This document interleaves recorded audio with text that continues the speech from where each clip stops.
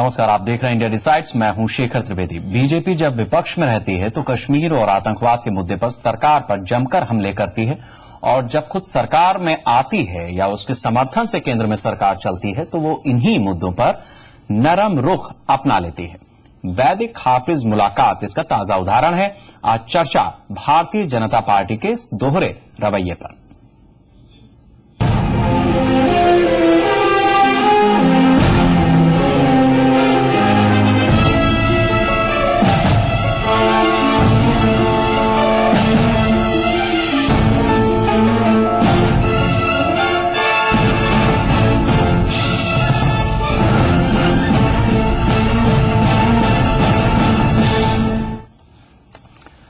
सबसे पहले बीजेपी के नरम गरम रवैये पर यह रिपोर्ट। वैदिक के पाकिस्तान दौरे पर उठा विवाद थम नहीं रहा है। एक तरफ विपक्ष है जो लगातार सरकार से हाफिज सईद से वैदिक की मुलाकात पर सवाल कर रहा है, तो दूसरी तरफ सरकार इस पूरे मामले से खुद को अलग कर रही है। मुंबई हमले का मुख्य आरोपी, उससे ये मुलाकात केवल डिसअप्रूवल के काबिल नहीं है बल्कि भत्सना के काबिल है, और मैं इसकी पुरजोर निंदा करती हूं। और जो बातें आज आपने सुनी है, इंटरव्यू पे हमने भी आज ही सुनी है, जो बातें उन्होंने कश्मीर के बारे में कही है, हम पूरी तरह से इन बातों से अपने आप को अलग करते हैं। ये वही बीजेपी है जो पिछले साल जेकेएलएफ नेता यासीन मलिक को हाफिज सईद के साथ देखे जाने पर आग बबूला थी। यासीन मलिक को उस वक्त हाफिज सईद के साथ देखा गया था जब वो अपनी पत्नी से मिलने पाकिस्तान गए थे, और एक कार्यक्रम के दौरान मंच पर हाफिज सईद उनके साथ नजर आया था। बीजेपी ने उस वक्त सत्ता पर काबिज यूपीए पर आतंकवाद के खिलाफ कमजोर नीतियां अपनाने के आरोप लगाए थे। ये अलगाववादी और आतंकवादी पाकिस्तान में हाफिज सईद के साथ किस बात का जश्न मना रहे थे, किस बात की खुशी मना रहे थे, ये जानने की जरूरत है। हालांकि इसे एक संयोग ही कहा जाएगा कि विपक्ष में रहते हुए बीजेपी चाहे कितनी भी आक्रामक हो, सत्ता में आते ही कश्मीर और आतंकवाद जैसे संवेदनशील मुद्दों पर बीजेपी का रुख लचीला हो जाता है। तो ये सीधे प्रधानमंत्री नरेंद्र मोदी जी से जुड़ा हुआ मामला लगता है, और बिल्कुल स्पष्ट लगता है कि नरेंद्र मोदी जी ही ने वैदिक जी को भेजा था पाकिस्तान, इसलिए कि हाफिज सईद से बातें करके वो शायद कुछ डील करना चाहते हैं हाफिज सईद साहब से। कश्मीर में आतंकवाद का पहला बड़ा मामला रूबिया सईद के अपहरण का है, जो तत्कालीन गृह मंत्री की बेटी थी। उस वक्त केंद्र में यूनाइटेड फ्रंट की सरकार थी जिसे बीजेपी का समर्थन हासिल था। रूबिया सईद को छुड़ाने के लिए सरकार ने आतंकवादियों के सामने घुटने टेके और 5 आतंकियों को रिहा कर दिया था। दूसरा मामला कंधार विमान अपहरण कांड का है। संयोग है कि उस वक्त देश में बीजेपी की अगुवाई वाली एनडीए की सरकार थी जब काठमांडू से दिल्ली के बीच विमान हाईजैक कर लिया गया। बदले में मौलाना मसूद अजहर समेत 3 खूंखार आतंकवादी छोड़े गए। करगिल युद्ध भी ऐसे ही मसलों की मिसाल है। उस वक्त केंद्र में वाजपेयी की सरकार थी जब करगिल में पाकिस्तान ने हिमाकत करने की कोशिश की थी। हमारे कई वीर सैनिक शहीद हो गए, लेकिन एक ऐसा वक्त आया जब भारत उन पर हावी हो गया, और ठीक उसी वक्त भारत ने अमेरिका के दबाव में पाकिस्तानी सैनिकों को वापस लौट जाने के लिए सेफ पैसेज दे दिया। अब एक बार फिर देश में बीजेपी की सरकार है और भारत पाक का मसला गर्म हो चुका है। वेद प्रताप वैदिक पाकिस्तान गए थे रीजनल पीस इंस्टीट्यूट के बुलावे पर, लेकिन डेलीगेशन के लौटने के बाद भी वो पाकिस्तान में ही रुक गए। क्या वो इस बात का जवाब दे सकते हैं कि हाफिज सईद से उन्होंने मुलाकात क्यों की? क्या इस बारे में उन्होंने भारतीय उच्चायोग से संपर्क किया था? क्या डेलीगेशन के बाकी लोगों को इस बात की जानकारी थी? ऐसे कई और सवाल हैं, लेकिन सबसे अहम सवाल ये है कि बीजेपी क्या एक बार फिर भारत पाक रिश्ते, कश्मीर और आतंकवाद जैसे अहम मसलों पर नरमी बरत रही है? क्या रिपोर्ट तलब कर लेने भर से सरकार की जिम्मेदारी पूरी हो जाती है? ब्यूरो रिपोर्ट, जी मीडिया। और इसी मुद्दे पर ज्यादा चर्चा के लिए मेरे साथ वाराणसी से प्रोफेसर ए.के. कौल हैं, विदेश मामलों के जानकार हैं, और साथ ही नोएडा से के विक्रम राव साहब हैं, राजनीतिक विश्लेषक हैं, वरिष्ठ पत्रकार हैं। आप दोनों लोगों का बहुत स्वागत है। राव साहब, चर्चा आपसे शुरू करते हैं। आखिर बीजेपी इस तरह की दोहरी नीति क्यों अपनाती है? जब वो विपक्ष में रहती है तो बड़ा हो हल्ला करती है, जब सरकार में आती है तो सवालों में गिर जाती है। शेखर, मुझे लगता है इस पूरे मसले पर बीजेपी का पैनिक रिएक्शन है, घबराहट में प्रतिक्रिया उनकी हो रही है। ये सब जानते हैं कि डॉक्टर वेद प्रताप वैदिक वरिष्ठ पत्रकार हैं, इनके बड़े मधुर और आत्मीय संबंध रहे हैं भारतीय जनता पार्टी से, कई दशकों से रहे हैं। अटल बिहारी वाजपेयी इनके परम मित्रों में रहे हैं। तो क्यों घबराहट में इस तरह आज भारतीय जनता पार्टी इनको डिसोन कर रही है, खारिज कर रही है? साफ साफ कह दे कि भाई एक पत्रकार हैं, उन्हें दुनिया में कहीं भी जाने का अधिकार है, किसी से मिलने का अधिकार है, सरकार उस पर नियंत्रण नहीं कर सकती है। और मेनका गांधी के फैसले पर सुप्रीम कोर्ट कह चुकी है कि हर भारतीय को पासपोर्ट मिलना और दुनिया में यात्रा करने का मूलाधिकार है। तो फिर क्यों सरकार हस्तक्षेप करना चाहती है? वो बड़ा दुर्दिन होगा इस देश के लिए जब हम पत्रकारों को सरकार से पूछ के या अपने एम्बेसी या उच्चायुक्त से पूछ के कहना पड़ेगा हम फलाना मिलने जा रहे हैं, ये लिखने जा रहे हैं, ये करने जा रहे हैं। ये क्या लोकतांत्रिक तरीका है? ये मेरे ख्याल से ये भ्रांति पैदा हो गई है और इसको जितनी जल्दी दूर कर सके अच्छा है। और भारतीय जनता पार्टी को एक वयस्क, परिपक्व और बड़े सलीके से इसको सुलझाना चाहिए था, बजाय इसके घबराहट में, कांग्रेस के दबाव में जवाब दे रहे हैं वो। ठीक है, आप कह रहे हैं कि पैनिक हो गई है सरकार। हम लोग करते हैं एक कौल साहब का, वाराणसी से हमारे साथ हैं। कौल साहब, आपको क्या लगता है कि जिस तरीके से भारतीय जनता पार्टी जब विपक्ष में रहती है तब कश्मीर के मसले पर, आतंकवाद के मसले पर वो कुछ इस तरह से बात करती है कि ऐसा लगता है कि उससे बड़ा देशभक्त कोई नहीं है, अगर उसको सरकार मिल जाएगी तो सब कुछ हरा हरा हो जाएगा, सब सुख शांति लौट आएगी। लेकिन जब वो खुद सरकार में आती है तो बहुत सारे ऐसे मसाइल हैं, मामले हैं, उदाहरण हैं, जिसका अभी रिपोर्ट में भी हमने जिक्र किया कि वो उन्हीं जगहों पर गच्चा खा जाती है या उसके फैसलों पर सवाल उठ जाते हैं। बहुत बहुत शुक्रिया शेखर जी। तो बात तो बिल्कुल सही है कि सरकार ने तो अपने आप को इससे अलग कर दिया है और जेन्युइनली अलग कर दिया है। अगर ये वैद साहब सरकार की तरफ से कोई राजनीतिक दृष्टिकोण से वहां गए थे या कोई बात करने गए थे, मैं समझता हूं इससे बड़ा कोई दुर्घटना नहीं हो सकती है। क्योंकि मैं ये जानता हूं, क्योंकि पाकिस्तान की जो हिस्ट्री से वाकिफ है, खासतौर पर 70 के दशक से, और आतंकवाद की हिस्ट्री से वाकिफ है, तो एक नेक्सस जो वहां पर है आईएसआई का, मुल्ला का, मिलिटेंसी का, फ्यूडलिज्म का, उस पर वो खुद आज बम बरसा रहा है वजीरिस्तान में। और साथ में ये है जो ये हाफिज सईद साहब है, ये लश्कर तौयबा के पहले नंबरदार थे। उसके बाद जब अमेरिका ने 2008 में उसको लगा लिया बूटी, तो उसके बाद उन्हें चेंज कर दिया, दावत में आ गए, जमातुल दावा में आ गए हैं। इसके बाद जो लोग वाकिफ है इस हिस्ट्री के साथ, वो उनके लिए एक हंसी का मजाक होगा अगर आप ये समझते हैं कि आप किसी नॉन स्टेट एजेंसी से आप बात करने जाएंगे पाकिस्तान। मैं नहीं समझता कि सरकार अपने आप को इसके साथ जोड़ पाएगी और जोड़ना भी नहीं चाहिए।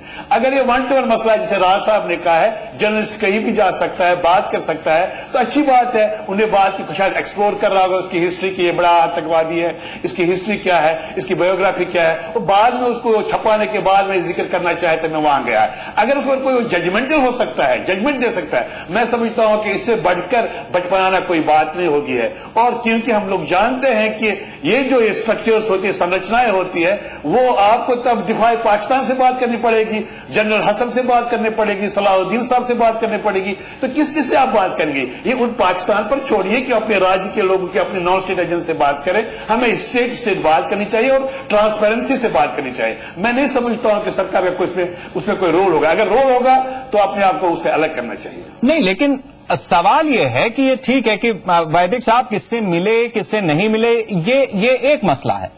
यहां मसला दूसरा आज हमारी चर्चा का, हमारा मसला यह है कि जब बीजेपी या तो खुद सरकार में हो या उसके समर्थन से कोई सरकार बनी हो केंद्र में, तो ऐसे एक नहीं कई बार मामले आए हैं। करगिल का मामला आया, उधर रूबिया सईद का मसला आया था 89 में जब उसका अपहरण कर लिया गया था, तो फिर कंधार वाला मसला है। तो सरकार ऐसे मसलों पर अक्सर ऐसा क्यों लगता है कि कुछ लिजलिजा रुख अपना रही है, नरम पड़ गई है, उसका स्टैंड बदल गया? 2-3 बातें हमें साफ नजर आती है जी, 2-3 बातें हमें साफ नजर आती है। एक तो यह है कि एक किस्म का माइंडसेट बन गया है पाकिस्तान में कि जब बीजेपी आते हैं, रिलीजन वाली कन्फेशनल पार्टी कोई आ जाती है, तो उसके साथ नेगोशिएट करना आसान है, न कि किसी जो अपने आप को सेक्युलर कहे या ऐसा कहे कि धर्म से दूर वाली पार्टियां हैं। तो मैं समझता हूं एक तो बीजेपी के पास एक माइंडसेट है कि हम बात कोई करें तो इंडिया नेशन उसको एक्सेप्ट करेगा। एक उसका मैंडेट है कि भाई हम लोग रिलीजन और देश का ज्यादा पेट्रियाटिज्म हमें है, तो देशवासी इसको शायद यकीन करेंगे। लेकिन साथ में मुझे लगता है कभी कभी उनके थिंक टैंक में जो ये सोच आती है, वो उसमें जो इनकम्प्लीटनेस की सोच को, जैसे कारगिल हो गया, उसकी वजह से जहां जानकारी नहीं होती है उसके पहनेपन की, बारीकियां हिस्ट्री की, जिसकी वजह से वो ऐसी गलतियां दोहराते हैं कि जिसका कोई अंदाजा नहीं होता है। मैं समझता हूं कि इनको थिंक टैंक से इनपुट लेकर कश्मीर जैसे मामले पर, आतंकवाद जैसे मामले पर, पाकिस्तान की रेडिकल हिस्ट्री के बारे में इसको समझकर एक डिबेट अपने में करना चाहिए था, तब कोई ट्रांसपेरेंट मुंह उठाना चाहिए था। ऐसे तो वो बिल्कुल हंसी के पात्र बन जाएंगे अगर हम लोग ऐसा काम करेंगे। मैं नहीं समझता इससे कोई हल होने वाला है। हमें सोच के चलना चाहिए कि जो हिस्ट्री फ्रोजन समस्या है पिछले 60 साल से, जो एक समस्या बन गई है, और वो जिन्ना का पाकिस्तान जो रेडिकल इस्लाम में तब्दील हुआ, जहां वहां वो खुद नहीं इस मसले हल कर सकते हैं, हम भला कैसे इन मसलों को हल करेंगे यहां से उनके नॉन स्टेट एजेंट से? हमें नहीं लगता है कि पाकिस्तान एक यूनिटी नहीं है, पाकिस्तान कोई गवर्नमेंट नहीं है। पाकिस्तान ISI प्लस मुल्ला प्लस फ्यूडल स्ट्रक्चर, देन कहीं गवर्नमेंट आता है। जब ये सब जुड़ जाएंगे, वहां कंसेंसस पैदा होगा, तभी बात होगी। जब वहां कंसेंसस होगा, तब हमें राज्य को यहां से हस्तक्षेप करना चाहिए, वरना हमें फूंक फूंक कर कदम उठाना चाहिए। ठीक है, मैं आता हूं। हाँ, लेकिन शेखर, ये जो मोदी सईद और वैदिक की मुलाकात का देखे हैं, क्यों इतना लोग तूल दे रहे हैं? क्या भारतीय पत्रकार तस्कर वीरप्पन से नहीं मिले? क्या प्रभाकरन से इंटरव्यू नहीं किया? चंबल घाटी में डाकुओं से नहीं मिले? हर पत्रकार खबर की खोज में जाता है, इंटरव्यू करता है, और ये होता रहा है, कोई पाबंदी नहीं है। तो उसी प्रकार जब ये एक डकैत से मिलने लोग जाते हैं, उसी प्रकार एक हत्यारे से मिलने गए, वहां बात करके आए। लेकिन जहां ये सोचे कि अगर डॉक्टर वेद प्रताप वैदिक कहते हैं कि वो नुमाइंदगी कर रहे हैं नरेंद्र दादा मोदी की और भाजपा की तरफ से बोल रहे हैं, ये तो गलत है। उन्हें ऐसा कोई मैंडेट नहीं था। वो सीमित रहते थे अपने बारे में, और कश्मीर बारे में जो सुझा रहे थे, बजाय भाषण देने के, वो कहते हैं उनसे, भाई तुमने हत्या की है, तुम सरेंडर करोगे, लोग दुखी है। ये बात हो सकती थी। लेकिन मेरे ख्याल से जो भ्रांति फैल गई है इसको लेके, ये इसको निपटारा करना चाहिए।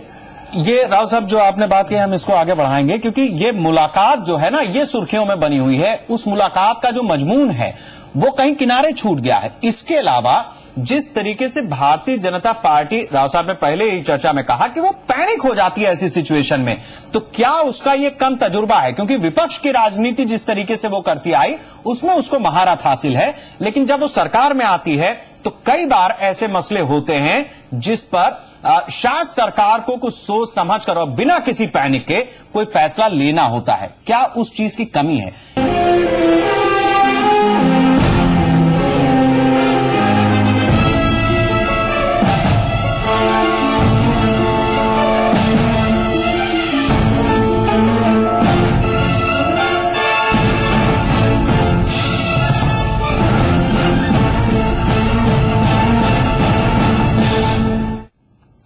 ब्रेक के बाद एक बार फिर आपका स्वागत है। हम चर्चा कर रहे हैं बीजेपी वैदिक और विवाद पर। जिस तरीके से वैदिक और हाफिज सईद की मुलाकात हुई और उसके बाद जिस तरह से मामला गरमाया, और बीजेपी की जब जब समर्थन वाली या उसकी अपनी सरकारें रही हैं, तब तब ऐसे वाकये सामने आए हैं जिसमें ऐसा लगता है कि विपक्ष में जब बीजेपी बैठती है तब उसका नजरिया कुछ और होता है, और जब सरकार में वो आती है तो शायद फैसले लेने में कमजोर पड़ जाती है, उसका नरम रुख हो जाता है। के विक्रम राव साहब हमारे साथ हैं और AK कौल साहब हमारे साथ हैं वाराणसी से। राव साहब, मैं आपसे जानना चाहूंगा कि जिस तरीके से ये स्थिति बनी है, पत्रकार पॉलिटिशियन नहीं होता, वो पॉलिटिशियंस के बीच में रहता है। जो तस्वीर सामने दिख रही है उसमें वैदिक साहब और हाफिज सईद दोनों मुलाकात करते हुए नजर आते हैं। इस पर्दे के पीछे भी कोई खेल हो सकता है, लेकिन जैसा आपने बताया कि सरकार पैनिक हो जाती है या बीजेपी पैनिक हो गई है, तो क्या हम ये समझें कि दरअसल ये अनुभव की कुछ कमी है, या सरकार इस जगह पर उसको लग रहा है कि कुछ ऐसा हो गया जिससे बेचैनी बढ़ गई? शेखर, ये अनुभव की कमी तो नहीं कहूंगा, ये समझ का फेर है। क्यों नहीं भारतीय जनता पार्टी आज जो लोकसभा में बयान दिया सुषमा स्वराज ने, मुझे पसंद नहीं आया। सीधी बात ये थी, न थे न है, पूरा व्याकरण समझा रही है। साफ साफ कह दी थी, एक व्यक्ति का मामला है, वो व्यक्ति बाहर जाता है, आजाद भारत का आजाद नागरिक है, जो चाहे सो करे। नहीं, कल अरुण जेटली ने ये बात कही तो विपक्ष उससे सहमत नहीं हुआ। अजीब बात हो गई है। और कांग्रेस के चक्रव्यूह में भारतीय जनता पार्टी फंसती गई संसद के दोनों सदनों में।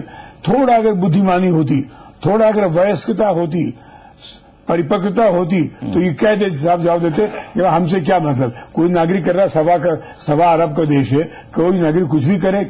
यहां मैं एक चीज और कहना चाहूंगा शेखर, कि ये इशू क्यों बढ़ रहा है।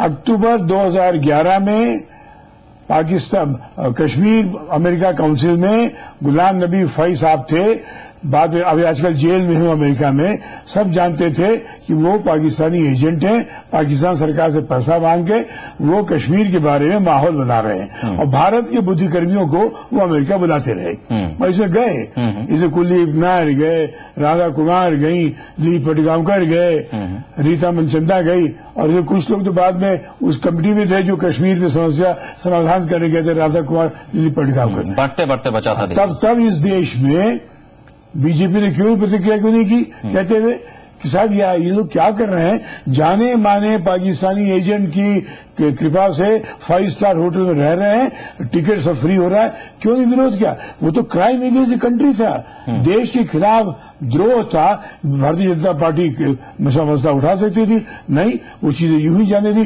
क्यों, कुछ बड़े संपादक लोग शामिल थे, तो यूं डर किस बात का। ठीक है, कौल साहब, आप ये आपसे समझना चाहेंगे कि जिस तरीके से राव साहब कह रहे हैं कि बीजेपी या सरकार पैनिक हो गई, वो जिस तरीके से रिएक्शन दे रही है, इससे कुछ इतर भी वो कह सकती थी, लेकिन ये सच्चाई कैसे छोड़ दी जाए कि जितने पुराने वाकये हैं उसमें बीजेपी का जो रवैया है वो लचर ही नजर आया है, विपक्ष की आक्रामकता सरकार में आने के साथ ही खो गई, कम से कम आतंकवाद और कश्मीर के मसले पे। जी, दो बातें बिल्कुल नजर आ रही। एक तो यह है कि जिस तरह से ये सुर्खियां बन गई, अगर राज साहब की बात से मैं बिल्कुल इत्तेफाक रखता हूं, अगर वो एज ए पत्रकार गए होते हैं, जर्नलिस्ट गए होते, एक्सप्लोर कर रहे होते कि भाई हम एक बड़े पैमाने वाले आतंकवादी से, जमातुल दावा के चीफ से उसकी बायोग्राफी, उसका राइटअप लिखने जा रहे हैं, वंडरफुल, कौन रोक लेता। लेकिन जब आप स्टेटमेंट देंगे, जो अखबारों की सुर्खियां, हम तो यही जानते हैं कि भाई कश्मीर पर ऐसा होना चाहिए, वैसा होना चाहिए, जब एक पॉलिसी स्टेटमेंट आप देंगे तब सरकार या अपोजिशन की बात या लोगों की, जनता की बात उस पर जरूर जाएगी। ये क्या हो रहा है, मुझे लग रहा है कि तभी जल्दबाजी नजर आ रही है। वो बहुत जल्दबाजी में अगर आप कोई कदम उठाएंगे, आप अगर हरी में है, जैसे बीजेपी हरी में है, अगर आप जल्दी में है तो ये गलतियां तो हो ही जाएगी। आप जब तक जल्दी में रहेंगे गलतियां करते रहेंगे, जब तक आप समझेंगे नहीं चीजों को तब तक आप ऐसे कदम उठाएंगे। मैं समझता हूं कि अगर ये सरकार, किसने इसको मैंडेट दिया, नहीं तो बीजेपी सर 1989 में भी जल्दी में थी, उसके बाद जब आपका ये कंधार विमान अपहरण हुआ तब भी जल्दी में थी, फिर करगिल में भी जल्दी में थी, अभी भी जल्दी में है। इनकी जल्दबाजी कब खत्म होगी फिर? इसका जल्दबाजी यही लग रहा है कि जो लोग बड़े कॉम्प्लेक्स इश्यूज हैं, ये नेशन को दिखाना चाहते हैं कि देखिए हम चुटकियों में इनको हल करेंगे, जो कांग्रेस नहीं हल कर पाए हम हल कर पाएंगे। उसकी जल्द अगर तो थिंक टैंक प्रॉपर डिस्कशन में होगा तो ये गलतियां हो जाएंगी। क्योंकि समझ लीजिए आप, मैंडेट किसने उसको दे दिया कि वो हाफिज सईद से बात करें? क्या वो पर्सनल कैपेसिटी में गए थे उसको लाइफ हिस्ट्री जानने के लिए, या एनजीओ की तरफ से गए? मैं बिल्कुल आखिरी हिस्से में हूं, राव साहब जल्दी से इसी सवाल पे आपका कमेंट। जी, जिस तरीके से सरकार कई बार जल्दबाजी दिखा चुकी है, तो क्या इस बार भी वो जल्दबाजी में ही रहेगी? वो बिल्कुल साफ जाहिर है, अनुभवहीनता है इन लोगों में, अभी इन लोगों को प्रशासन का तजुर्बा नहीं हुआ है, डर है इन लोगों में, आत्मविश्वास की कमी है। सीधे साधे कह देते हैं नो कमेंट्स, हमसे कोई मतलब नहीं है, हम ये जो कोई व्यक्ति ज्यादा कुछ करता है, कोई ठेका ले रखा सरकार ने, कौन क्या करेगा, कहते साफ साफ। बजाय इसके कांग्रेस के चक्रव्यूह में फंसते हुए ये लोग आगे बढ़े, और अंततः ये स्थिति पैदा हो गई कि आज देश हंस रहा है भारतीय जनता पार्टी के इस निर्णय पर, इस क्रियाकलापों पर।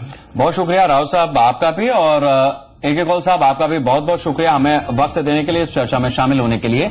इस पूरी चर्चा में 2-3 बातें तो साफ हैं कि सरकार थोड़ा सा जल्दबाजी में है, थोड़ा सा आत्मविश्वास उससे बटोरने की और जरूरत है, और जिस तरीके से खुद वैदिक ने कहा कि वो एक पत्रकार के नाते मिलने गए थे, उसके बाद इस बात को सरकार बहुत अच्छी तरह से संभाल सकती थी, लेकिन शायद तजुर्बा यहीं काम नहीं आया।